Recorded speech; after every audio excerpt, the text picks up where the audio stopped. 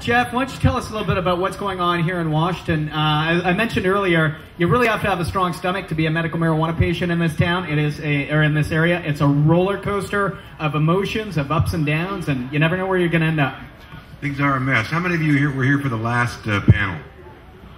Okay, well, I could barely restrain myself because, I got to say, I really like those guys.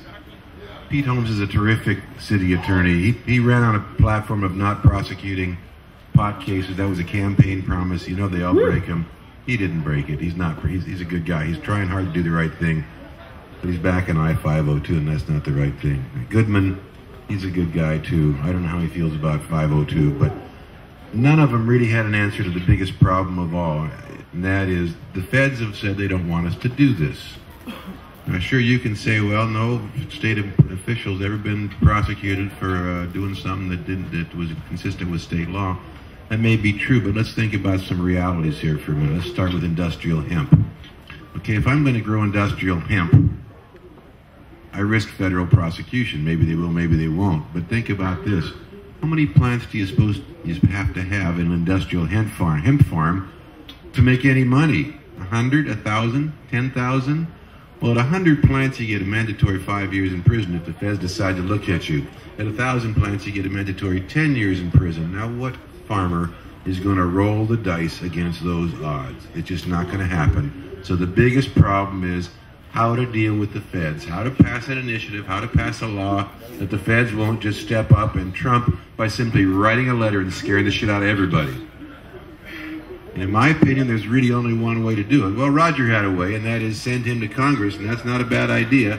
And he can plant that seed down there in Congress to change the law and allow the states to do what states are supposed to do, which is experiment and figure out how things work. But the other thing you can do is pass an initiative like this one, like what Sensible Washington tried to do, like what I-502 does not do, what the NA initiative does not do, and that is leave the feds with an unacceptable choice. The choice between... Because first what the law does is it takes away all state criminal penalties, period. The feds can't force the states to punish you for marijuana. The criminal penalties are gone. So, take your choice. Wild, Wild West, no regulation at all, or accept the civil regulations enacted by the state legislature. We believe that given that choice, the feds are less likely to move in and trump the situation, trump the system set up by the legislature. But so long as the state criminal penalties would remain in effect, if the feds say, no, your law doesn't work, then the feds can afford to do this. They can risk doing this because they're not simply saying, okay, Wild, Wild West, no regulation. Although, when you think about it, what have we had for the last decade or more? What do we have here in Seattle at HempFest? We have essentially Wild, Wild West, no regulation. And the world hasn't stopped spinning, but I myself personally would like to know that the person who's growing my pot is not putting shit in it that's going to be bad for me.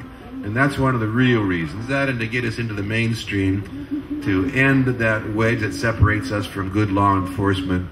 Think of all the good things would happen if cannabis made it into the mainstream. So that's my pitch. I want to talk for a minute about I-502. I don't think it's a good initiative. They're well-intentioned, but it's got a lot of flaws.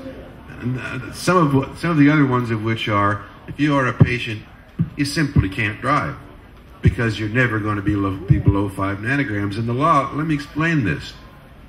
The question is not whether you're impaired.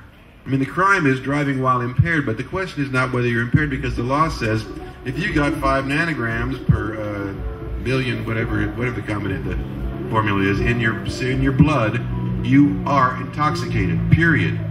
Even though you probably, if you're an experienced smoker, are not impaired in any way.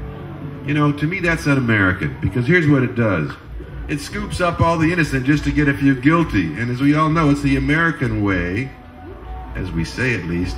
We'd rather let some guilty people go free than to convict any innocent people. And that's what's wrong with I-502. Now, anyway, enough of that. I don't want to... It's uncomfortable bad-mouthing people who are trying to push the ball in the same direction I am, and we all are. But, you got to get it right. You got to get it right. Otherwise, it's going to be a tragedy, and this particular proposal throws a lot of people under the bus that I'm not ready to sacrifice. Now, let me just say one more thing. My assigned topic was to tell people how to avoid getting busted. And certainly one way to avoid getting busted is to change these silly laws. But I had a speech prepared for that, but obviously we're not talking about that. So I simply refer you to my non-commercial, no ads, no self-promotion website. It's called potbust.com. And if you look it over, you'll see pretty much everything you need to know to be a pot consumer and not have to hire me or any other criminal lawyer.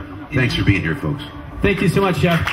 As we talked about earlier, we already have laws in the books in Canada against impairment. We don't need additional laws against cannabis. We have physical tests for impairment, and these other blood tests are simply not going to reveal the level of impairment that people are in. So I don't see that as a positive direction either.